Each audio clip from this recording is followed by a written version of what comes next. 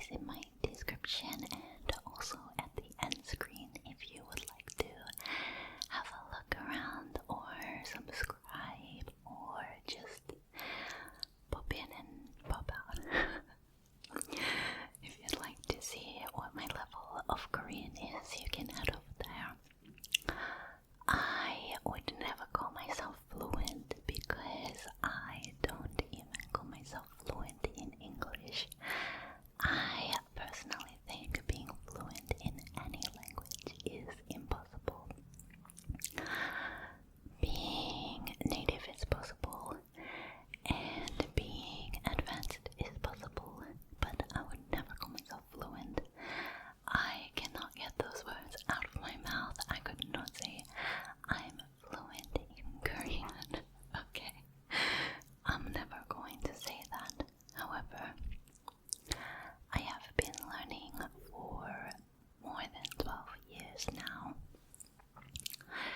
So, this video is going to be telling you about that process and what I would recommend you to do if you would like to learn Korean now. So, let's go back to the past, back to the past, back to the past, back to the past. So, let's go back to 2008. I was in what we call high school in Australia, so a 7th or 8th grade. My friends were extremely into K-pop already back then, so because of them I was introduced to K-pop, which was Big Bang and SHINee. If you know, I think anyone who was into K-pop back then was into SHINee and Big Bang. And I remember like going back home and showing my mom SHINee's dance practice, and I was like, oh my god, look how in sync they are, isn't this amazing?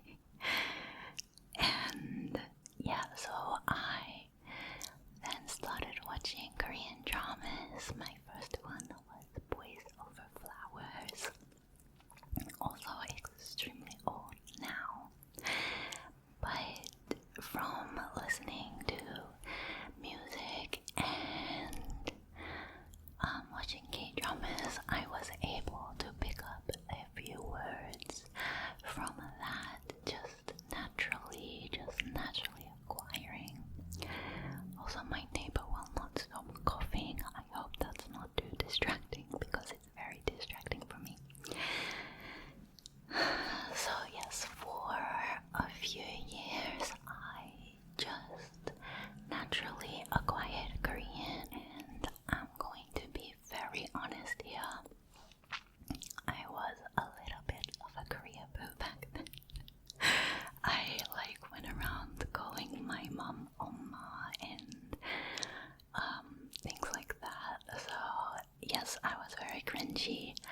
Yes, I would never be like that again today, but being a Korea boo was not really a thing back then, although obviously it was, but it wasn't classified as being a Korea boo because it wasn't popular back then. And a lot of people asked me why I listened to K-pop if I'm white, and yes, maybe it was weird back then, but look at K-pop now, it's so popular, and people who asked me that question like I was crazy are now listening to K-pop. So I don't know what that says about the world, but just like what you like and don't listen to other people's opinions. Anyway, that's a story for another day. So around 2012 is when I decided that I wanted to learn Korean properly. So in 2012 I sat down and got my notebook out, and I started going through the DDMIK Talk to Me in Korean website, which back then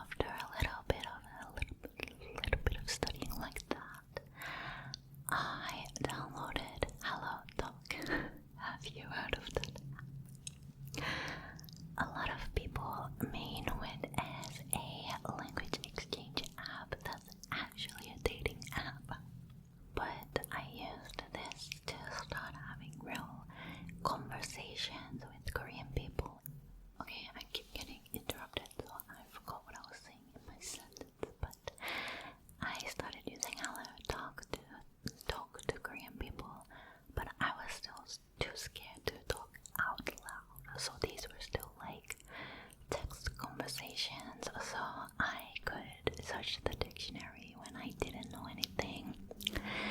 And I remember having my first little conversation where I didn't have to search the dictionary for a word, and I was so happy. So I had studied for about 2 years when I entered university, and I was like, yeah, let's get the easy credits. So I started learning Korean language as my minor. So this helped a lot with speaking practice because obviously you have to speak to the teacher to get credits and pass your exams, etc., etc. And I remember in my first Korean speaking exam, my teacher was like, or professor was like, wow, you're really talented at learning languages. Of course, I didn't say I've already been learning this language for 2 years because that was the beginner class. So of course to her I seemed like I was amazing. But I remember being so scared of doing that first speaking exam because I'm a naturally very anxious person. I came out of the womb anxious, okay? I always have anxiety. So I was very nervous to do that exam or to speak to a native person in Korean. And I think that would be true for a lot of people because people just don't want to look stupid. You don't want to make mistakes in a language while you're speaking to someone who knows it perfectly. But that is what you have to do if you want to get better.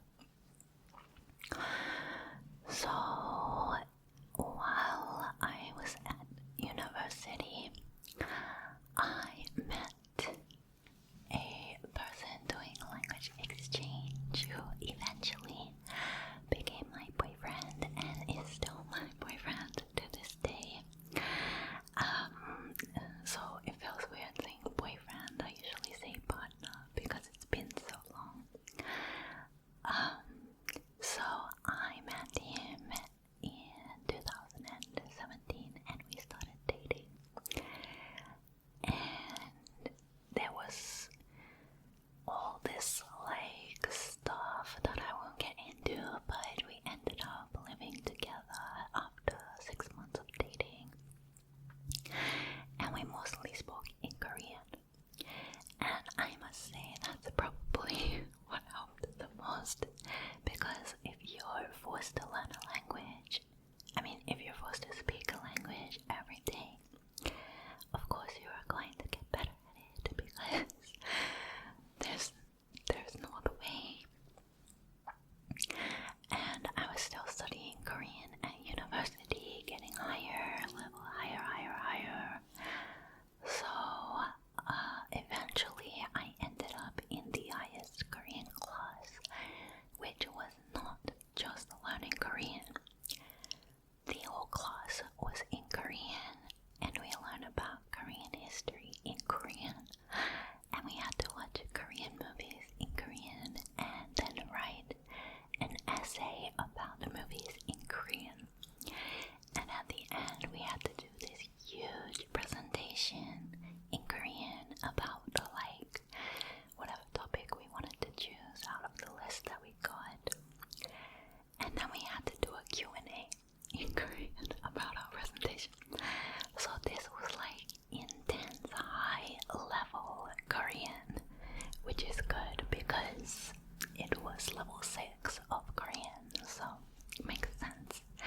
And that was about twice a week. So basically I was speaking with my boyfriend in Korean every day, going to Korean class twice a week, which was like 2 hours each.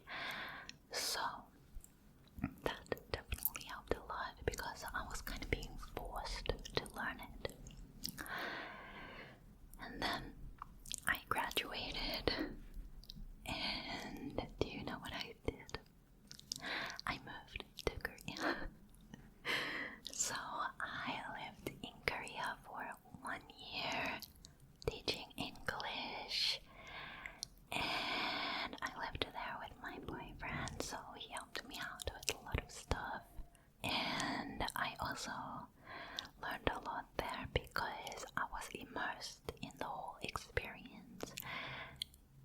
sad thing is that I was teaching English every day, and I was not allowed to let my students know that I spoke Korean because that was a rule for some reason. Because they had to be immersed in Korean, in English, so I guess it makes sense. But if I had been allowed to speak Korean at my job, I'm sure I would have learned a lot more. But there were about two, one helper teacher who didn't speak English, and the lunch lady, because there was a lady who made us lunch every day. They could not speak English at all, so I spoke Korean to them, which was good practice. And they were always like, "Oh my god, you're so good at Korean," which, when you get complimented like that, it definitely makes you want to keep learning.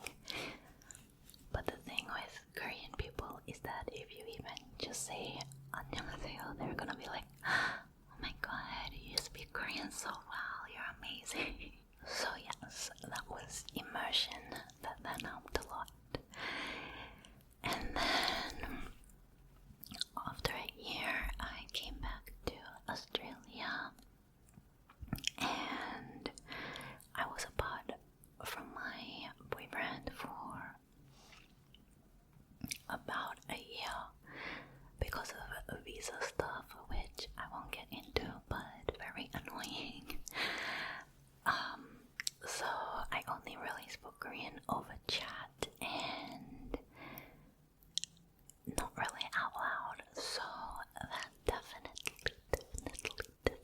made my skill go down.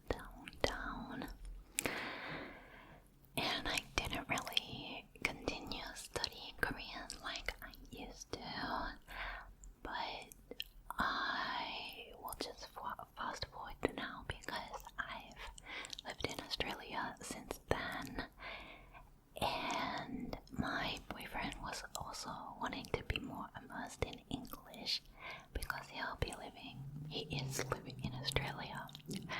So I haven't really been speaking Korean that much, but we do watch variety shows every day, just on YouTube, just random clips, which I do highly recommend for learning Korean because the variety shows have the subtitles on them that you can use to guess the context or match your audio, hearing and reading comprehension and things like that. And also, if you find one you like, it's fun to watch. So yeah, highly recommend.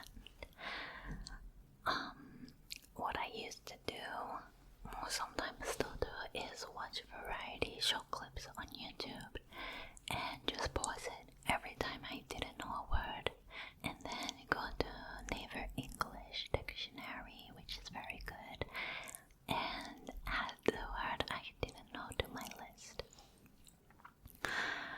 I have heard that you have to search something or remember something 3 times before you actually know it. So even if you don't know a word, but you know that you've learned it, don't worry, it will come to you. Okay. And sometimes I read books in Korean, which is a very, very slow process, and I still don't know which is better, stopping every time you don't know a word, or just reading and guessing through context what it might be. Because to be honest, we also do that in English. Do you search a word you don't know every time you see it, or do you just go man? Because I know I do not search every single word I don't know in English, and there are a lot of words I do not know in English. However, I am still speaking to you. I'm conveying all the important information that I need to, which is the most